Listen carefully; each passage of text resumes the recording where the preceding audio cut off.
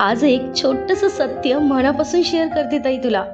आज मला वेळ नाही माझ्या मैत्रिणीसोबत बाहेर फिरायला जाण्याचा आणि उद्या कदाचित वेळ मिळणारही नाही. आणि हे सांगताना मला वाईट वाटत नाही अगं, उलट ना गं, मला याचा खूप अभिमान आहे. कारण माझ्याकडे काम आहे. लग्नाला 15 वर्ष झाली. 11 वर्ष जॉब केला. नंतर माझ्या मुलांमुळे मला जॉब सोडावा लागला. मुलं लहान होती आणि आता 3 वर्षापासून घर बसल्या ऑनलाईन बिझनेस करते.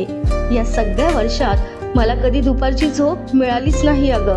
कधी सिरियल वेळेवर पाहता आली नाही. कधीतरी मैत्रिणीसोबत बसले की त्या म्हणायच्या, ही सिरियल खूप छान आहे, ही माझी फेवरेट आहे. आणि मी फक्त ऐकायची आणि हसायची. कारण मी स्वतःसाठी नाही, माझ्या कुटुंबासाठी धावत होते. माझ्या मुलांचं भविष्य, माझ्या घराचं सुख हेच माझं खरं स्वप्न आहे.